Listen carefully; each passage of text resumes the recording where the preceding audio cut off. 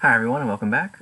We got a quick turnaround this week, so this is going to be the Game Week 13 results and Game Week 14 team selection and transfer talk.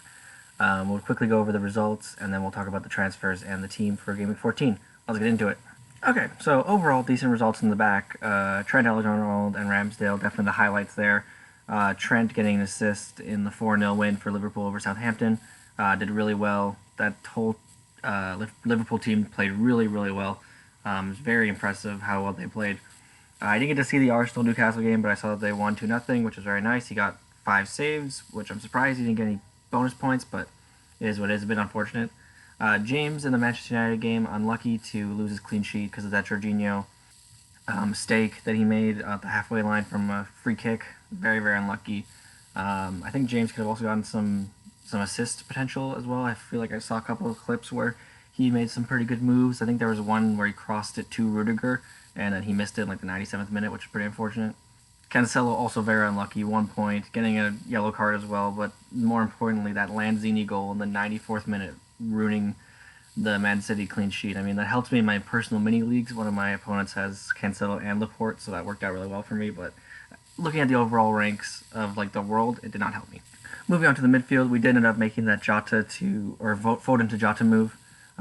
Very, very amazing move for us in the end. He ended up scoring 2 goals, getting a bonus point and the clean sheet point for 14 points. Absolutely amazing, amazing result for us. Very smart to bring him in against Southampton. I'm very happy with it, especially considering that Salah and Mane could be eventually moving on from Liverpool to the African Cup of Nations at the end of December. So we only have like a month to worry about rotation, and that's still assuming that Firmino comes back really soon, which I don't think he will. Salah playing all right, did decent, got an assist, got the clean sheet points, so 6 points from him. Decent result from our captain. The disappointing results in our midfield were Rafinha and Smith Rowe. I mean, both of them got the clean sheet points, but none of them ended up putting 80 points. Leeds against Brighton, 0-0 game, relatively boring. Not great for Rafinha. Probably going to have to say goodbye to him in Game Week 16, but we got him for a few more weeks, so let's hope he can do well. Smith Rowe didn't do much, it seems like, in the Newcastle game. I think there was one chance, apparently, where he crossed it to, I think, like Aubameyang, and he ended up missing. So, a bit disappointed from him, but, it is what it is. It's not his fault that somebody else missed a good chance he made. Looking at our strikers, happy with Tony this week, getting the 9 points, and his match against Everton, getting the only goal. It was actually apparently his only touch in the box was that goal against Everton. So not the best performance from him, but I mean he got the goal, got the 3 bonus points, and that's all we can really ask for from him. Jimenez, I'm very, very disappointed with. I mean, Norwich playing better, but the fact that Wolves couldn't get a goal there is pretty disappointing.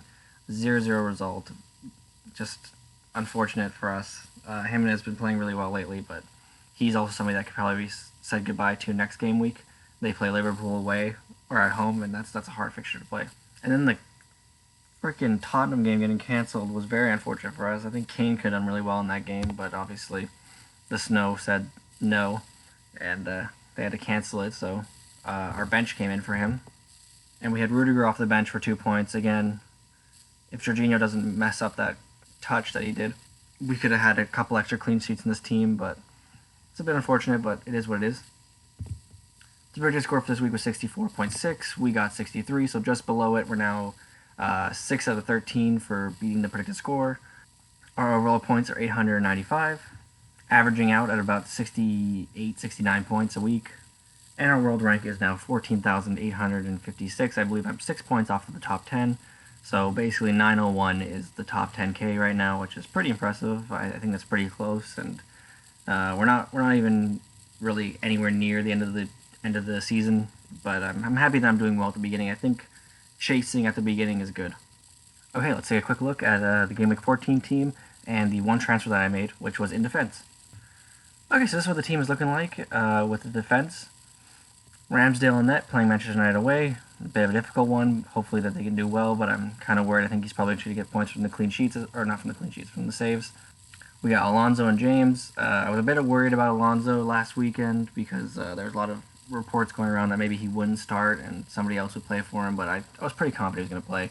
And I think he will be the number 1 left back at Chelsea until Chilwell comes back, and that's only maybe at the beginning of January, so I'm not worried about him. But yeah, overall the Chelsea defense is really good. I think they're going to do really well. Watford away, pretty easy match, especially considering their Their number one goalie, Foster, is out injured right now. I know Blackman's still a good backup, but and he was number one earlier in the year. I don't really understand why the positioning on those two changed, but it did. So hopefully Chelsea can take advantage of that. Up next, Cancelo, Manchester City. Really good defense. Like I said, really unlucky to not keep a clean sheet against West Ham. Aston Villa, probably a much easier attack than the West Ham one, so hopefully they can do well. I'm hoping that Cancelo can potentially get a clean sheet and an assist this week, which would be nice, but I'm expecting at least a clean sheet. Trent Alexander-Arnold versus Everton away. I'm liking this game as well. I think that Everton are not that great right now. They're missing a lot of key strikers, so I'm thinking that he can keep a clean sheet. I'm just a little bit worried about the attack. I just like this Liverpool attack has been so amazing, but how can they be this ruthless all the time? And I don't. It's amazing. Like the results they're getting, the amount of goals they're scoring. It's absolute insanity. I'm just worried they're eventually going to burn out, but I'm hoping it's not against Everton. I think they can do well.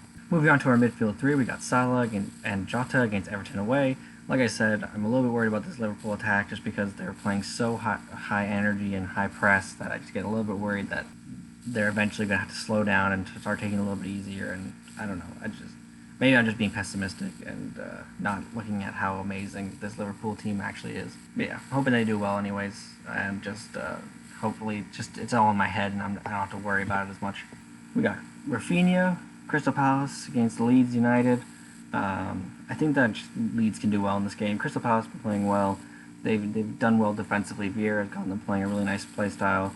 And Leeds have been having a hard time scoring, especially with Bamford out injured, and I don't think they had Rodrigo last game either for some reason. So I'm hoping that Leeds and Rafinha can find a way to get a goal in this game. I'm hoping that it comes through him. Honestly, it most likely will. He's just one of the best value players in the game, and Leeds are such an amazing attack when they're playing at their full strength. He's probably going to have to go in a couple game weeks. Next week he's got Brentford, which is a good game, but he's got Chelsea, Man City, Arsenal, Liverpool after Brentford. So I think that probably going to downgrade him to somebody like Bowen or Ben Rama and bring in a West Ham player because West Ham's fixtures turn really good. Or maybe we can look at like Greenwood if he's back in the picture, but I don't think he will be. Finishing off is our forwards. We've got Kane against Brentford at home.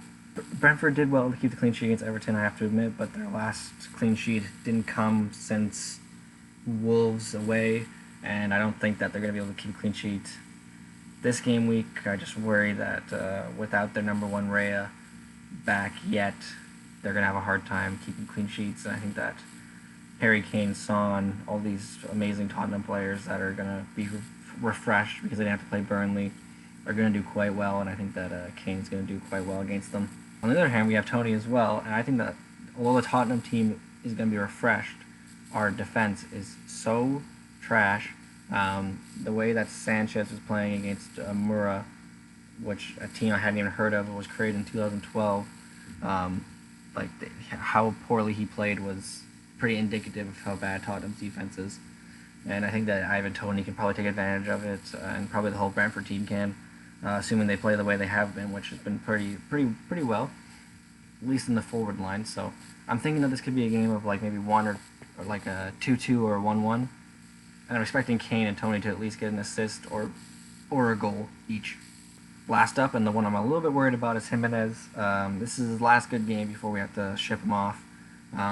He's playing Burnley at home. I'm a little bit worried about this one because Burnley at home is a good fixture in theory. I thought that last week that Tottenham could have done really well against them. I'm just worried that since they have this rest that they got because they didn't get to play Tottenham, that they're going to have a lot of rest, play really well, maybe have their game plan a little bit more together. Especially with Tarkowski out due to yellow card accumulation, I'm a little bit worried about just Burnley having a better game plan now. I don't know. Maybe that's just in my head, and because they weren't able to score last week against Norwich Wolves, I'm just a little worried that he's going to blank this week. Looking at our captains, there's only one man who's going to be captain. It's going to be Salah again. This Liverpool attack, if you're betting against them, you're absolutely shooting yourself in the foot. They've just been too amazing, and until Salah goes to African Cup of Nations, he's not going to lose his captaincy, except for maybe next week when Tottenham play Norwich, and we have Kane on the team, but that's literally the only time I might take it off of him. And that's still a might, because I still think that Salah is still the best captain every week. Looking at our bench, we got Foster. He's injured. Apparently, he actually might have gotten injured playing in the hashtag United 24-hour football match, which is pretty funny, but also pretty unfortunate. It was a great cause and a good idea, but it's just unfortunate he might have gotten injured from that, but that's also just speculation, so we don't know if that's true or not. We got Smith Rowe against Manchester United away. I think that he's probably the best player to come in for one of the attackers if they don't play. I like to usually play. I don't want to play 5 at the back. I think that's a little bit too much. So having Livramento second on the bench, I think is probably the best option. And then obviously Brownhill last on the bench, like most weeks. So the squad is projected to have a 65.5 game week. I'm thinking that they're going to do a little bit worse. I'm just being a little pessimistic. I think that we've just been doing really, really well, and I'm just trying to think that the midweek games can always have so many different twists and turns that I just think it might be a little bit worse than better. So I'm predicting 55 points. So our money in the bank going into next week is 0.7 million, which is pretty decent considering I need to get rid of Jimenez. I'll probably bring in Antonio, even though he's playing Chelsea. I think it's Chelsea away or Chelsea home. I can't remember, but he's playing Chelsea next week, and it's not a great fixture for him, but I want to bring in some West Ham players soon, and I think that next week is time to bring him in. But yeah, we'll be going into next week with one transfer going into the weekend. But yeah, that's the team. So thanks for watching. Please feel free to subscribe or like the video.